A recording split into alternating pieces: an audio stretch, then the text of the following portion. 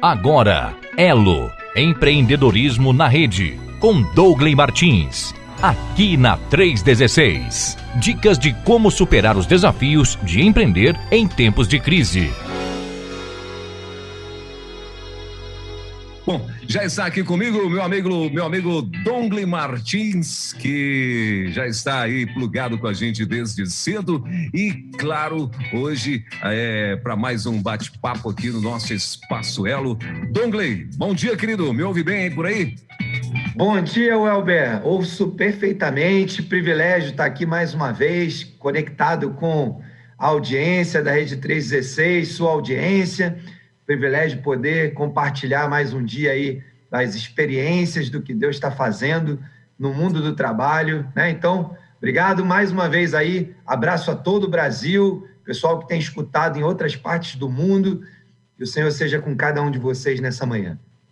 Maravilha. Douglas, você tá em Curitiba, né?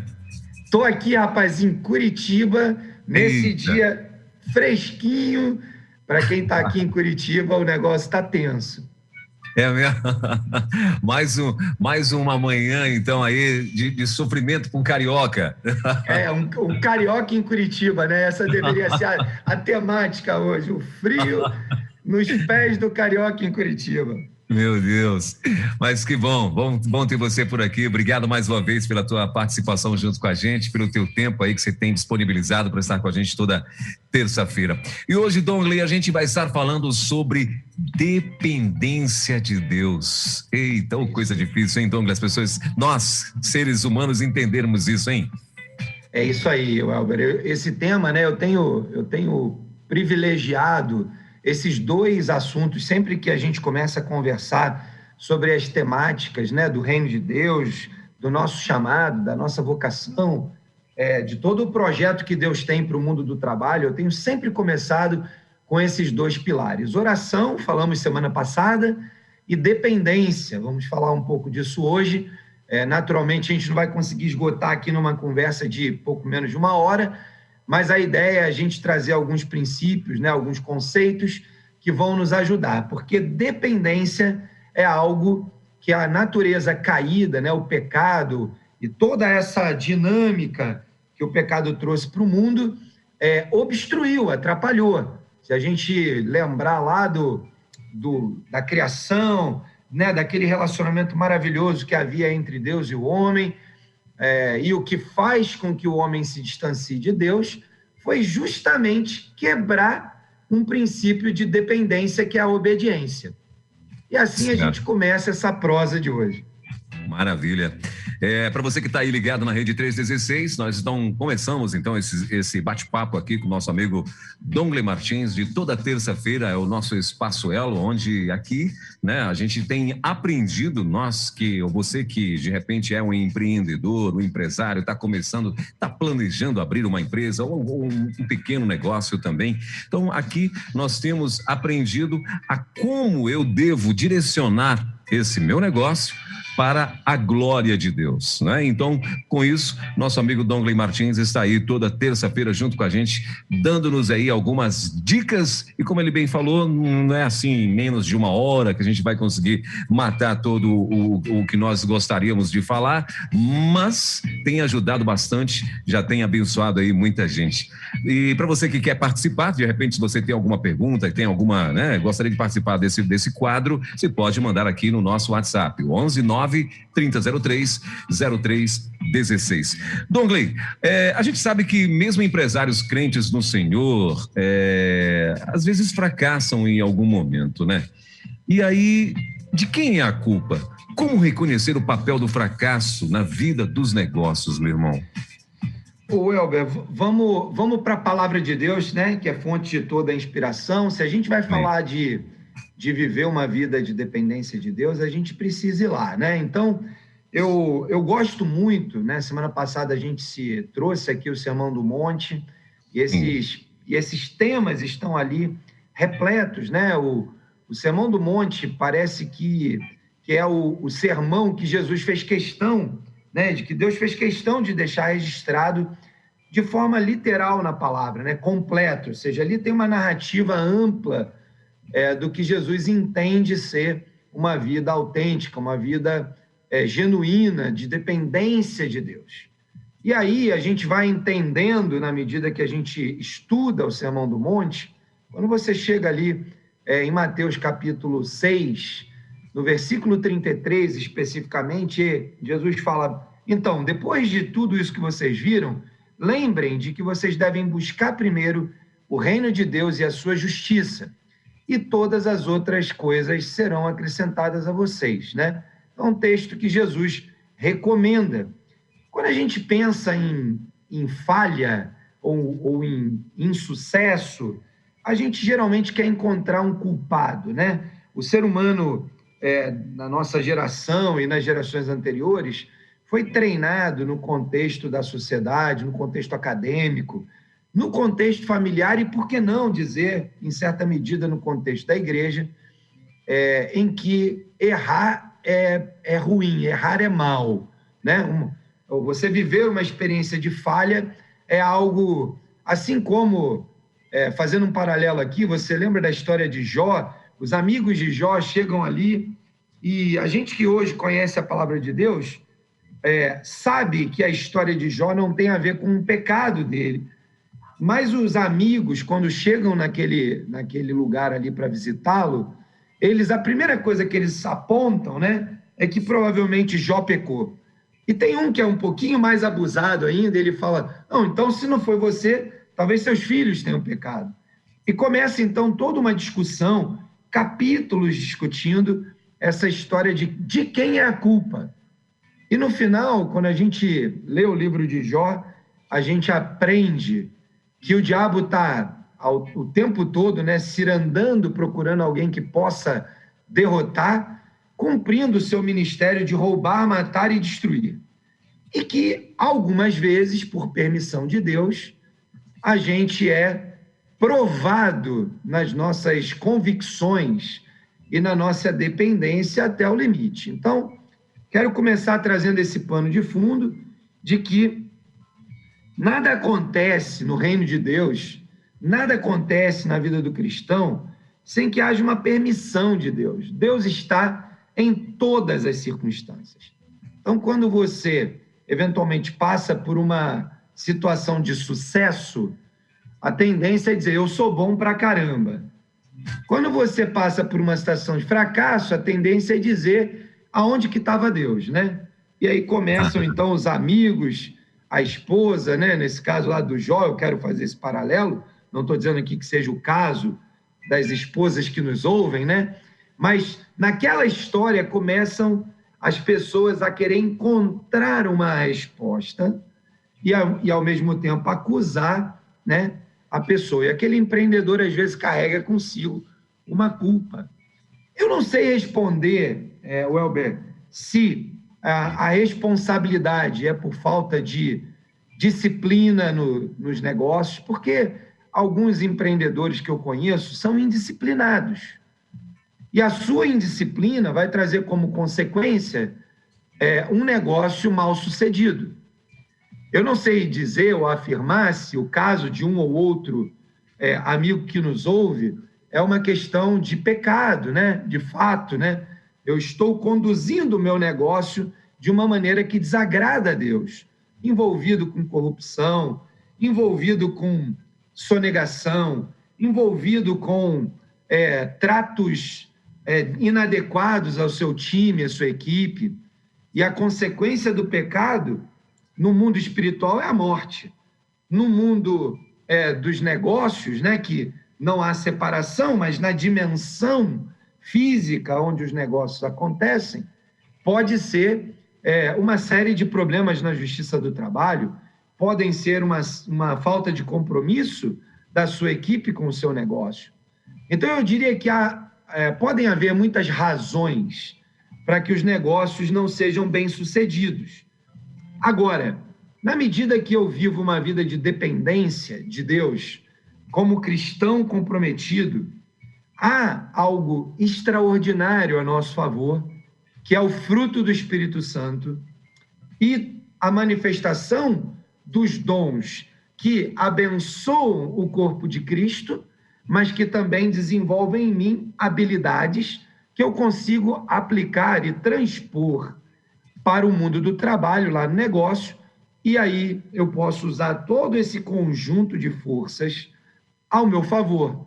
E nesse momento, então, se a minha vida como cristão é uma vida de dependência, então eu posso depositar a minha angústia, as minhas aflições, buscando em primeiro lugar o reino de Deus, buscando o meu Deus e pedindo revelação de Deus, clareza de Deus, sabedoria de Deus, para corrigir o rumo.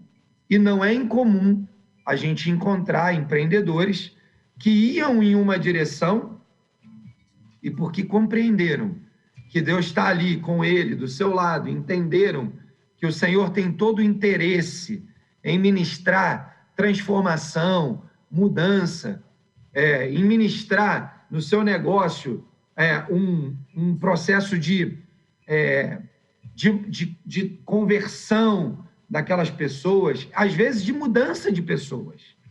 Às vezes o Senhor nos alerta sobre, o time que eu tenho e a necessidade de fazer algum tipo de correção de rumo.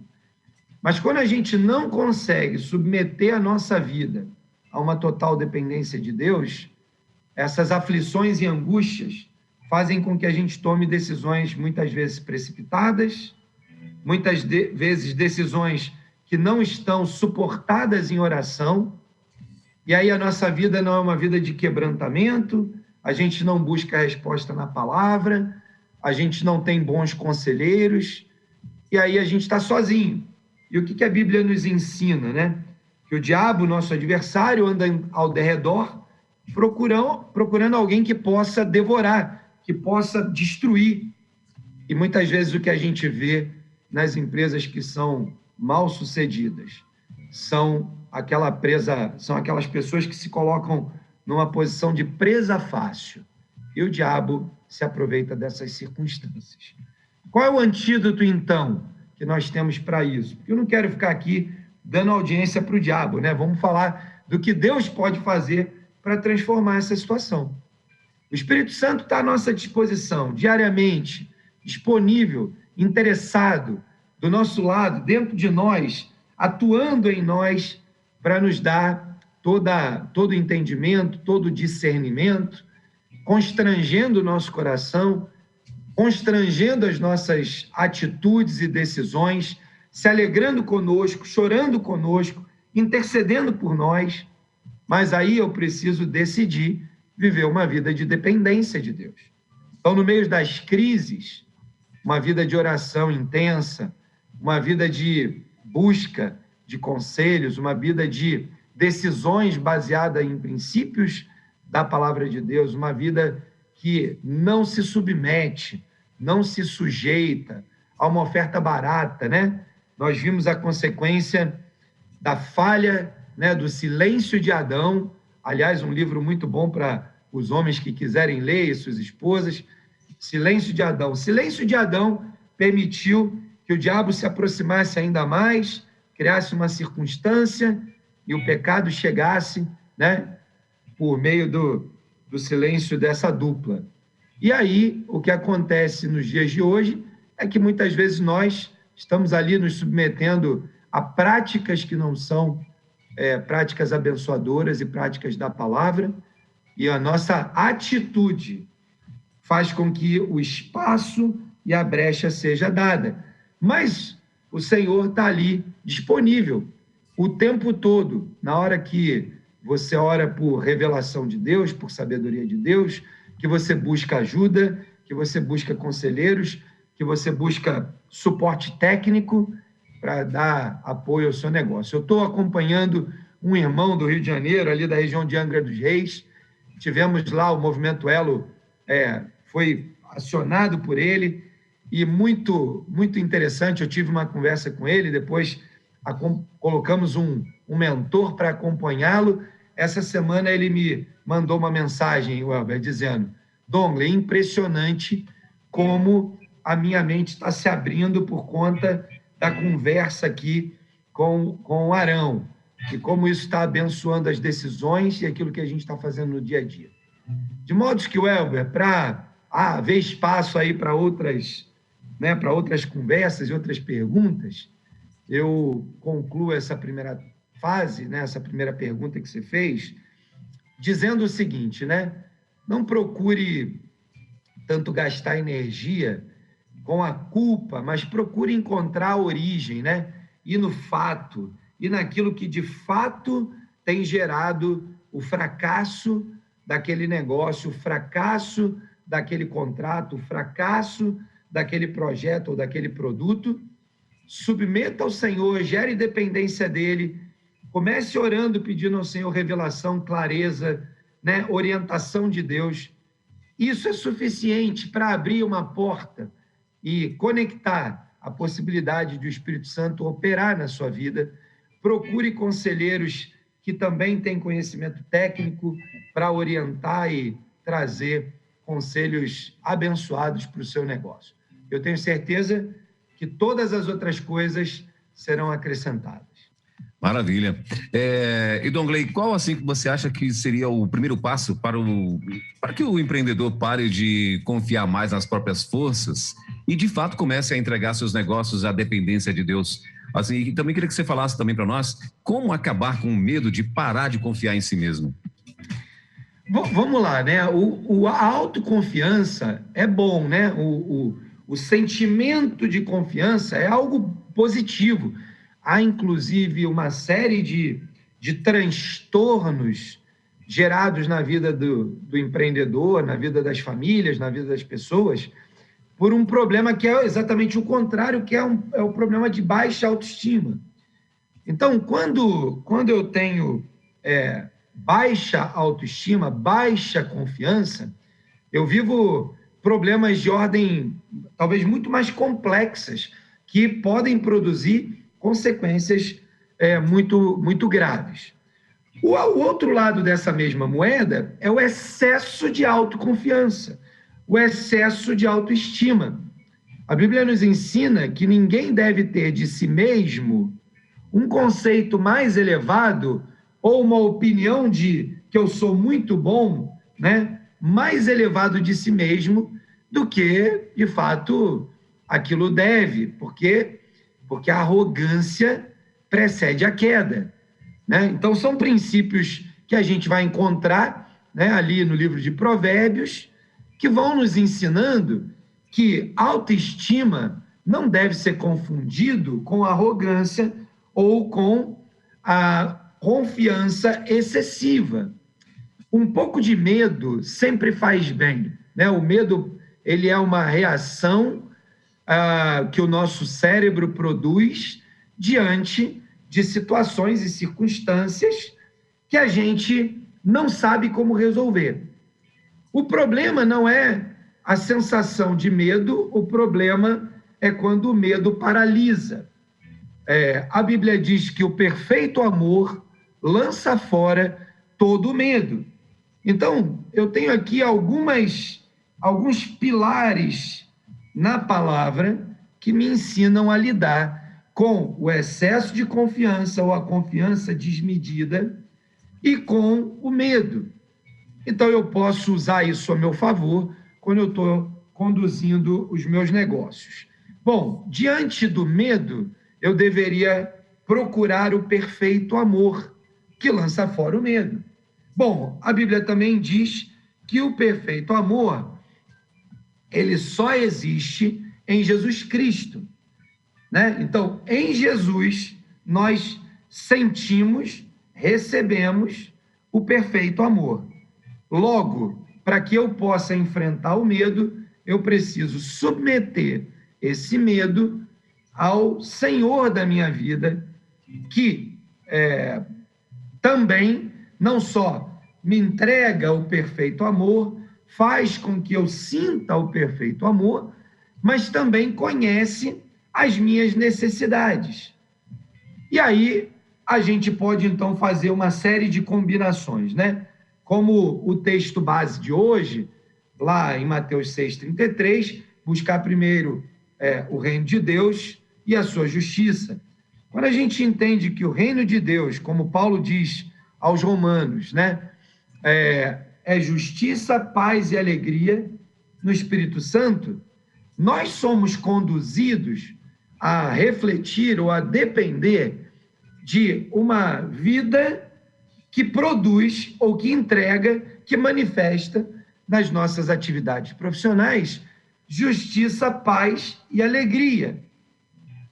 Quando a gente começa a juntar todas essas coisas, então, eu vou começar a entender que, primeiro, eu preciso ter uma atitude de confiança, mas eu não posso ser arrogante na minha autoconfiança ao ponto de não submeter os meus planos e todas as minhas decisões e as minhas necessidades ao Senhor, porque aí eu estou naquela posição de Provérbios, da arrogância que precede a queda. E não é incomum a gente encontrar empreendedores, empresários, que, baseado em um pequeno sucesso, o orgulho, a arrogância, tomam conta da sua vida e ele para, então, de viver uma vida de dependência, porque ele acredita que ele fez aquilo ali na sua própria força.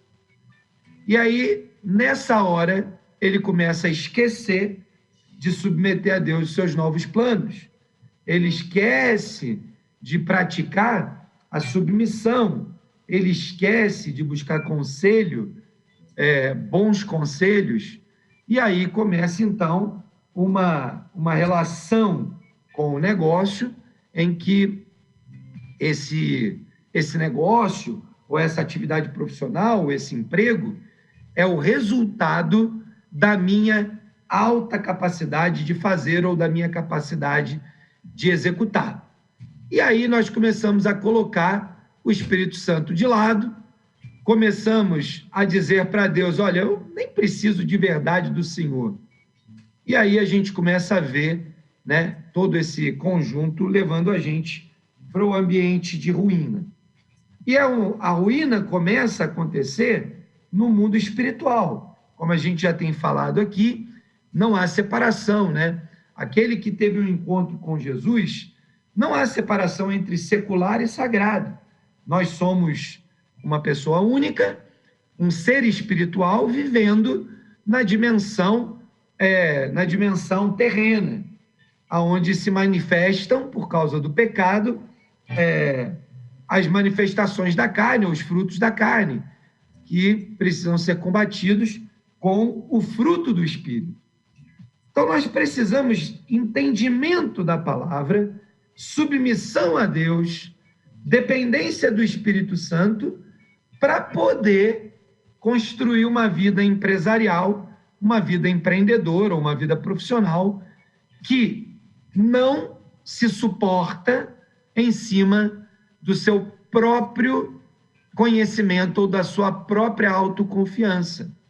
De fato, é uma vida de entrega diária, porque nós somos provocados diariamente.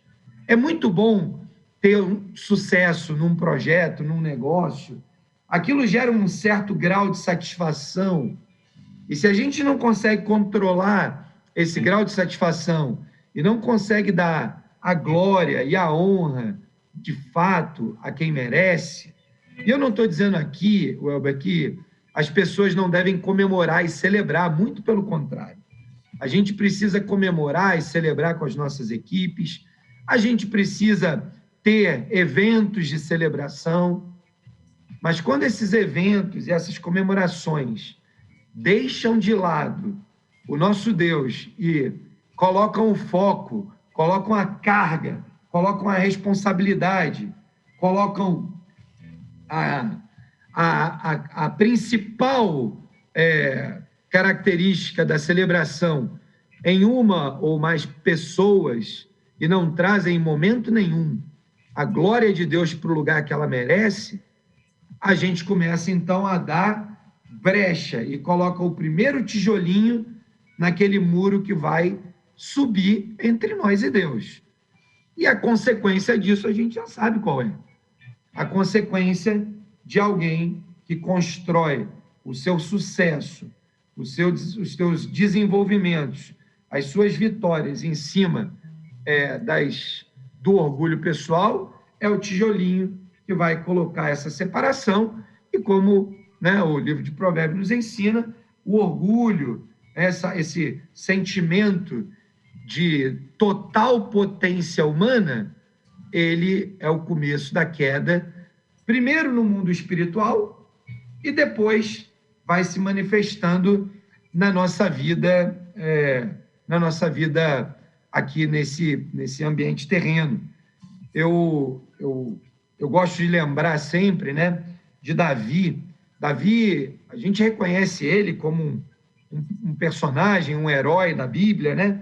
E, inclusive, a ele é reputado o título de homem segundo o coração de Deus. Mas, em dado momento da sua história, o orgulho, por tantas vitórias, por tantas batalhas, lhe deu a posição de arrogante. O seu exército estava no meio de uma guerra, ele, por conta do seu orgulho, se dá o direito de ficar em casa, dormindo no palácio, enquanto o exército estava lá no campo, lutando. E aí o que acontece é que ele vai até uma sacada, ele fica ali observando a vista, se encontra com uma visão que atrai os seus olhos, e ali começa, então, uma sequência de acontecimentos que começam ali porque ele vê? Não, começa antes. Começa quando o orgulho toma conta da sua vida. E eu conheço, nós conhecemos, talvez você aí que nos ouve conheça, quantos empresários têm largado seus negócios na mão de um colaborador, dando a ele a direção do seu negócio, sem acompanhar de perto, com uma devida estrutura. Se a sua empresa é pequena, com a sua supervisão. Se a sua empresa é grande, talvez com um conselho bem montado, uma governança bem montada. Mas você não pode delegar o negócio que Deus lhe deu, o negócio que é o ministério de Deus para a sua vida, na mão de alguém, particularmente na mão de alguém que não tem o temor de Deus e que, naturalmente, não buscará o reino de Deus em primeiro lugar. De modo que, Welber, eu creio que essa forma com que Satanás vai construindo essa mentira do orgulho, da arrogância, que vai dando dicas, né? Deixando pistas para que a gente se apaixone, se namore de determinados comportamentos, né? Eu digo que tem uma expressão maldita no nosso país, que muitas pessoas decidem que serão empreendedores, não porque entenderam um chamado e uma vocação, mas porque dizem que não querem ser empregados de alguém. Ou seja, a motivação que elas trazem para o seu negócio não é a motivação de que aquele negócio é um chamado de Deus e um ministério profícuo, legítimo, onde eu vou cumprir o meu ministério. É simplesmente um lugar onde eu acredito que eu não vou receber ordem de um patrão. Essa é uma motivação completamente equivocada para se tornar empreendedor. E o diabo se aproveita das nossas motivações. E aí, quando você se depara como aqueles discípulos no barco, vendo aquelas ondas enormes, ficaram apavorados, sentiram medo e foram acordar Jesus enquanto Jesus dormia. Jesus não estava apavorado, mas ele era tão homem quanto aqueles outros homens, por conta da segurança que ele tinha no seu papel, no ministério que ele tinha para cumprir. Ele se levanta, ordena aquela tempestade que cesse, e essa atitude ou essa ação foi uma daquelas que Jesus fez, para as quais ele mesmo diz que nós, se tivermos fé do tamanho de um grão de mostarda, faríamos iguais ou maiores. De modo que o medo não é algo que provém de Deus. O frio na barriga, a sensação é algo da nossa natureza humana. Mas estar no medo, paralisar pelo medo, não é algo que vem da nossa natureza divina, da nossa natureza divina, me entenda bem, da nossa natureza regenerada pelo sacrifício de Jesus e pela presença do Espírito Santo. Eu e você, meu irmão, podemos buscar no Espírito Santo as respostas para o nosso medo. E outras pessoas que também têm o Espírito Santo podem nos ajudar, dando orientações, conselhos que nos tirarão dessa situação de paralisação. Eu tenho convicção disso. É isso aí, Welber. O assunto, né? Esses assuntos são apaixonantes. Sim. E nos levam, né, a viajar por tantos conteúdos da palavra de Deus que dão suporte para que a gente não tenha medo, para que a gente enfrente.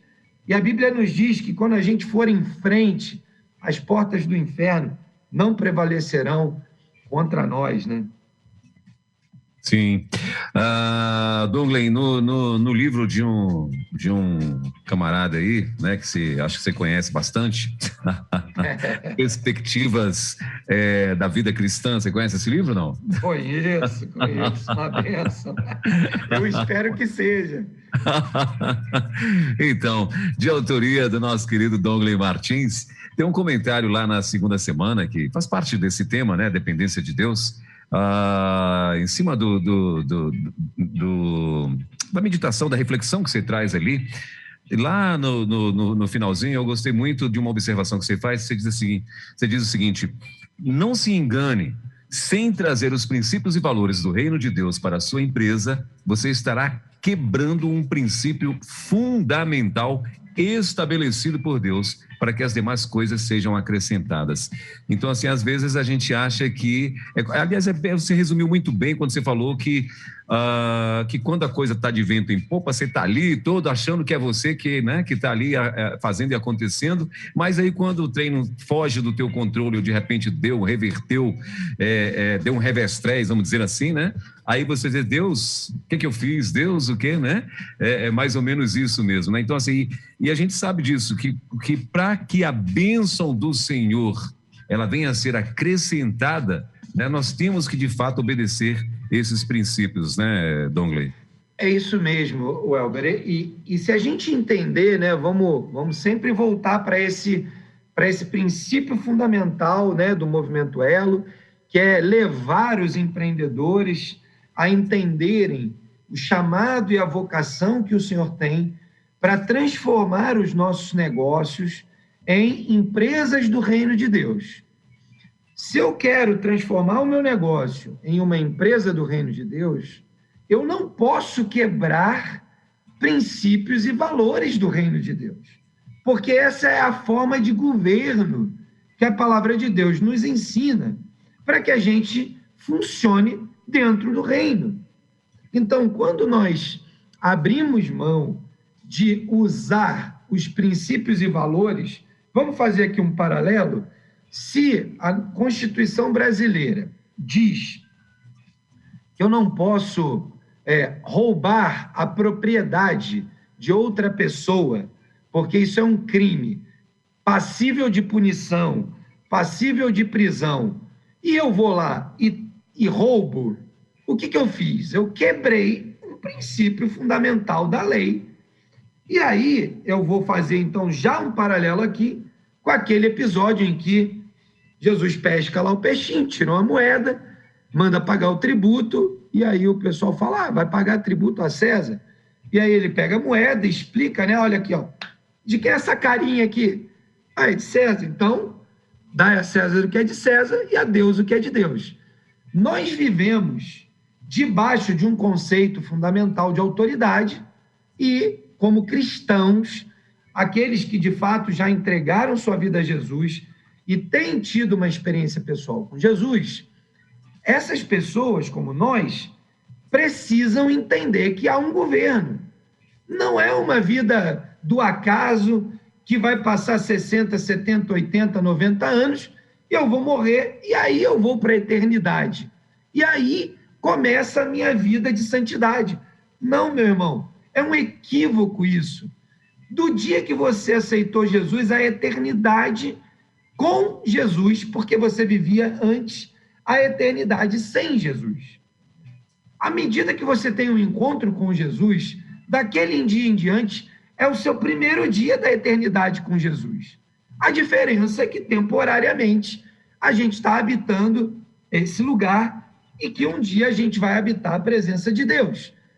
Então, entendendo que no dia da minha conversão, no dia em que eu disse, Jesus, eu entendi que eu sou pecador, e o Senhor é quem pagou o preço para regenerar a minha vida e poder me reconectar na relação de santidade com Deus, então eu aceito o sacrifício que o Senhor fez como único, como suficiente para transformar a minha vida eterna começou. Bom, começou aqui na terra. Vamos lembrar que lá, quando Jesus está terminando ali, né, o seu ministério, está ali na reta final, ele vai lá, faz o Sermão do Monte, ensina a oração do Pai Nosso e estabelece o reino de Deus. Já, ele não falou, olha, daqui quando acontecer esses episódios, o reino de Deus... Não, o reino de Deus está estabelecido. A oração é, venha o teu reino. Venha o teu reino. Seja feita a tua vontade na terra como nos céus. Ou seja, o que Jesus está invocando, ensinando? Ele está dizendo, olha, você que vai ter um encontro comigo, saiba que o seu papel aqui é contribuir para o estabelecimento do reino. Venha o teu reino. Bom, se há, então, um reino de César e um reino de Deus, nós precisamos andar na condição que Jesus nos ensinou, dando a César o que é de César e a Deus o que é de Deus. Então, começam aí princípios. Há princípios das leis que estão estabelecidas aqui no governo de César, né? Mal comparando, né? Ou no governo brasileiro, e há princípios e valores estabelecidos no reino de Deus. Onde eu encontro os princípios e valores do reino de Deus? Na palavra de Deus, não tem um outro lugar para eu encontrar esses princípios e valores. Então, quando a gente faz essa afirmação, né? Ou seja, não se engane, não adianta você ser perfeitamente correto com os valores de César e negligenciar princípios e valores do reino de Deus. E quais são esses valores? Tem uma dúzia deles espalhados pela palavra. Eu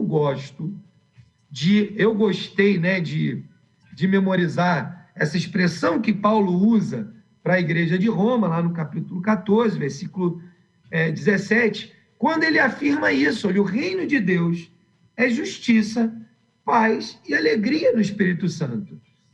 Bom, se o reino de Deus é justiça, paz e alegria, como é que eu faço com que o reino de Deus seja estabelecido na minha empresa e eu não quebre um princípio, um valor do reino de Deus?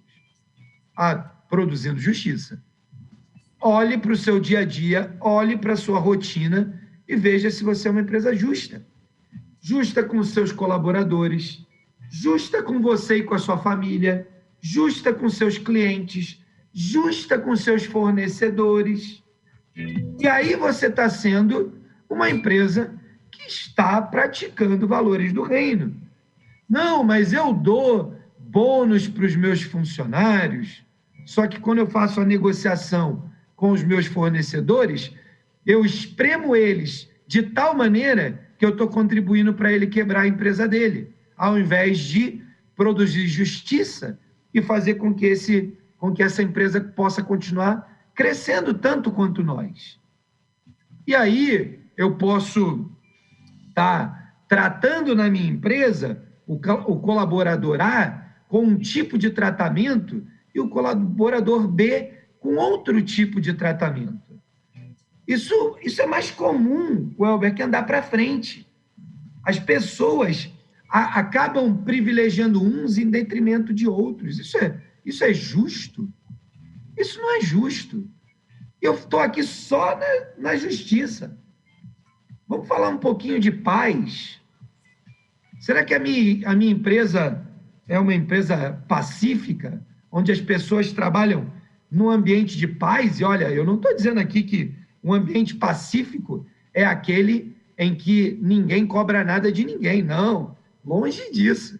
Quem me conhece atuando na vida profissional sabe o quanto eu sou exigente com indicadores, com meta, com resultados.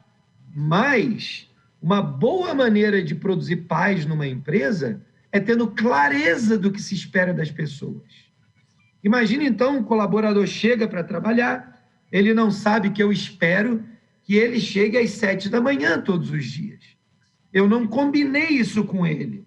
E muitos empreendedores dizem assim, mas será que eu preciso combinar esse tipo de coisa? Claro que precisa. Sabe por que precisa? Porque quando você combina, você estabelece a verdade. E aí, quando eu conheço a verdade me torna livre.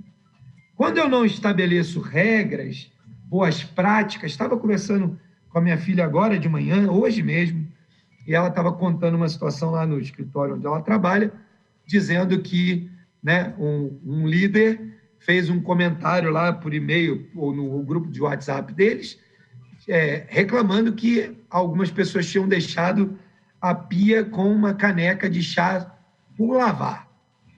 E aí uma menina que é da equipe dela falou assim, mas não tem a moça da limpeza aqui que pode ajudar nessas coisas?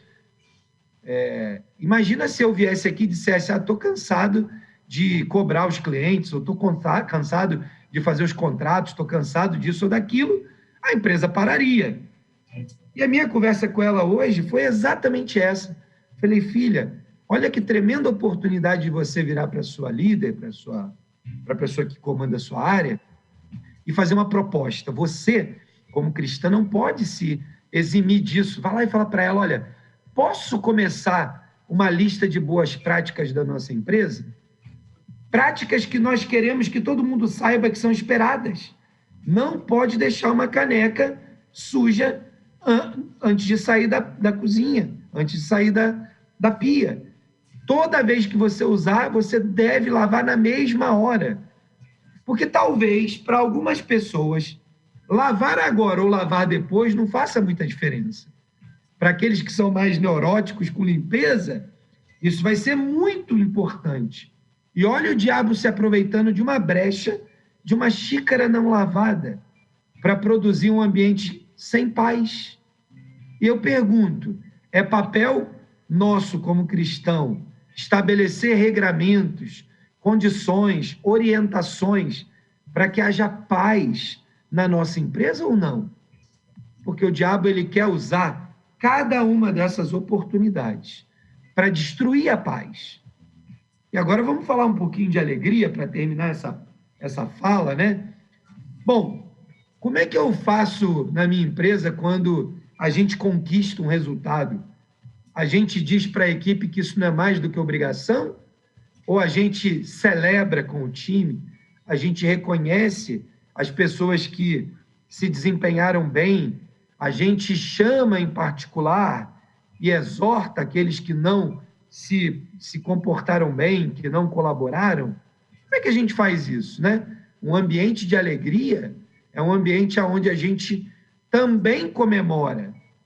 Num país como o nosso, de gerações muito duras, né, no trato uns com os outros, talvez a gente tenha perdido um valor e um princípio da palavra que tem a ver com amar o próximo como a si mesmo. E aí, eu encerro, então, essa fala, voltando lá na origem da tua pergunta, né? Como é que eu faço, né, para não quebrar esses princípios, que é o que a frase aqui que você mencionou diz, né? Como é que eu faço para não quebrar princípios e valores do reino, trazendo o reino de Deus para o meu dia a dia? Buscando os valores do reino em primeiro lugar no meu negócio, permitindo que eu tenha boas práticas do reino de Deus na minha empresa, fazendo com que as pessoas entendam que na nossa empresa, quando há uma crise, a gente ora, quando há uma conquista, a gente celebra, quando há uma falha, uma negligência, a gente exorta em amor. Quando nós crescemos, nós damos glória ao Rei da Glória.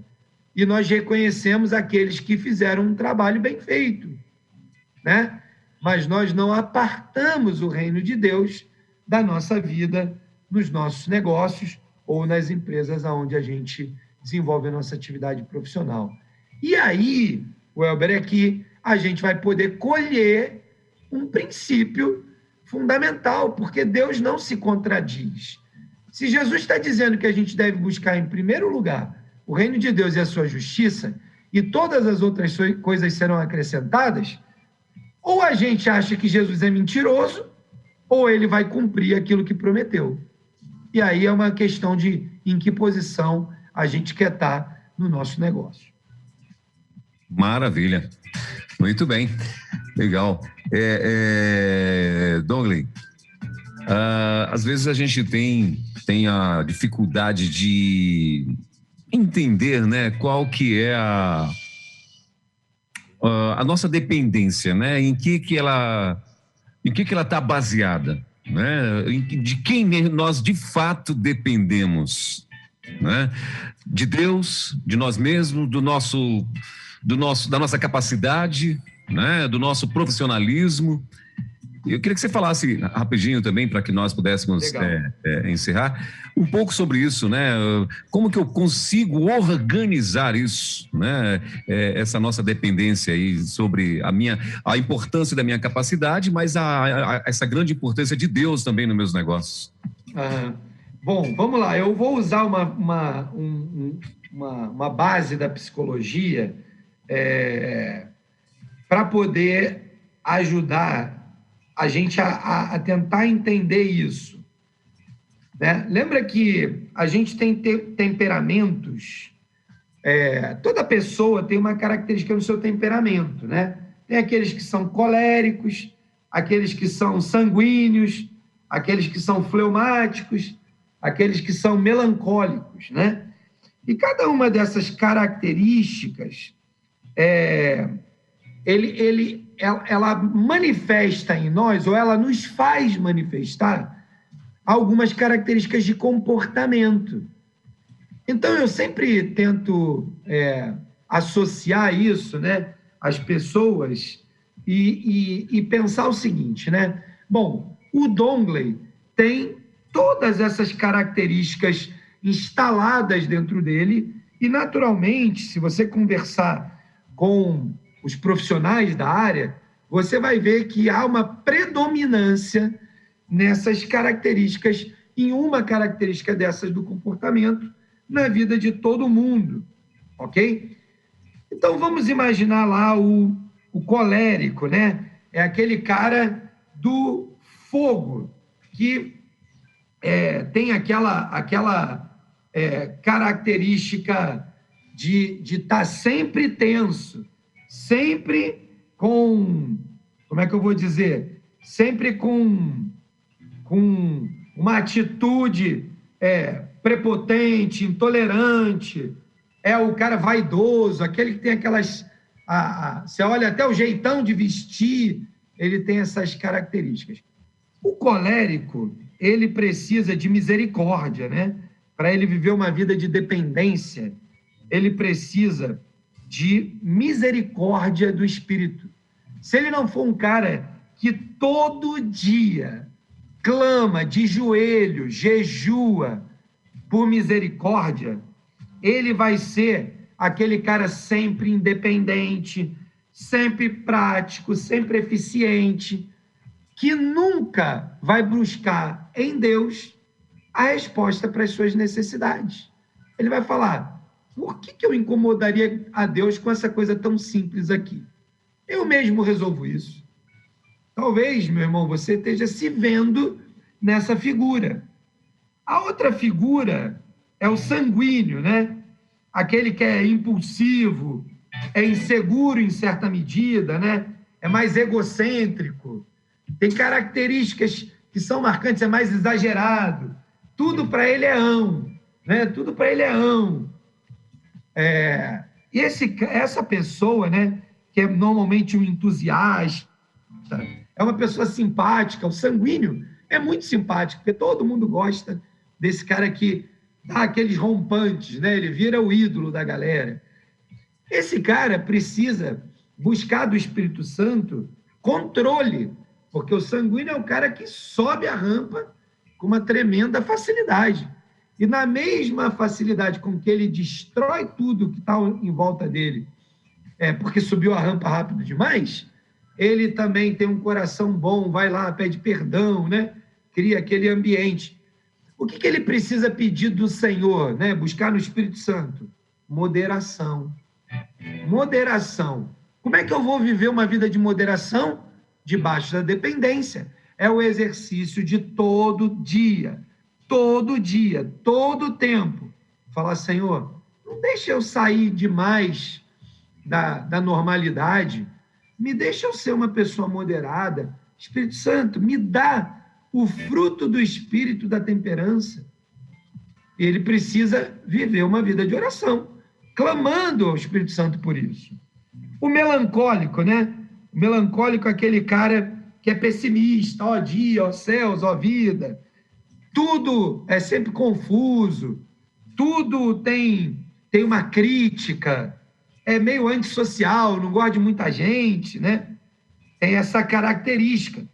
O melancólico, ele é habilidoso, perfeccionista, gosta de tudo nos mínimos detalhes. Como é que eu vou viver dependência de Deus? Clamando a Deus por equilíbrio, assim como o sanguíneo, mas por mudança de vida, por características, né? Por discernimento, para dar respostas menos confusas, para que ele tenha tempo de se preparar e de se organizar para uma conversa, né? Deixar de ser extremamente idealista e entender que a vida real, às vezes, ela é um pouco diferente daquilo que a gente idealiza. E com isso, eu vou poder viver uma vida de dependência de Deus. Confiar que se Deus está me colocando naquele projeto, naquele desafio, naquele lugar, o Senhor há de prover não só as capacidades, como o livramento necessário. E eu encerro aqui falando do fleumático, né? Fleumático é aquele diplomata, aquele que sempre fica observando o ambiente, né? Tem um certo grau de desconfiança, mas é o cara que se relaciona bem com todo mundo, é mais administradorzão, né? É mais calculista, vê as coisas sempre com os riscos. Como é que eu gero dependência de Deus, né? Fleumático que é tranquilo, que é cumpridor de prazos, cumpridor do combinado, procura ser sempre eficiente. Talvez esse seja o cara que tem que lidar com a sua autoconfiança ainda mais do que todos os outros, porque esse é o perfil que mais acredita que é capaz de resolver tudo, né? Junto com aquele colérico, né? Mas ele, porque talvez seja mais controlado, realmente acha que ele é o bonzão. E essa é a característica que a gente precisa vigiar sempre.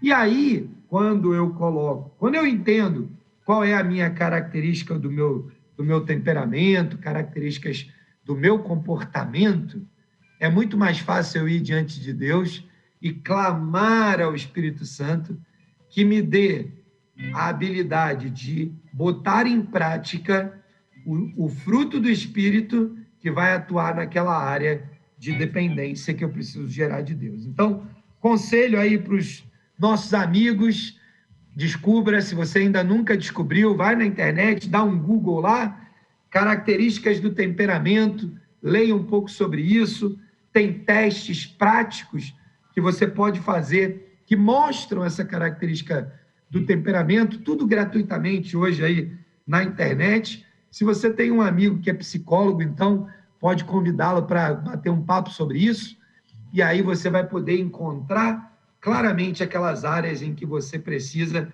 desenvolver dependência de Deus com maior intensidade.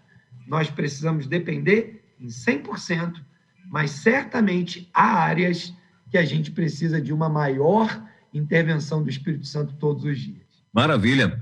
Então é isso, a gente tem que ter essa consciência, né, Dongley, da dependência de Deus.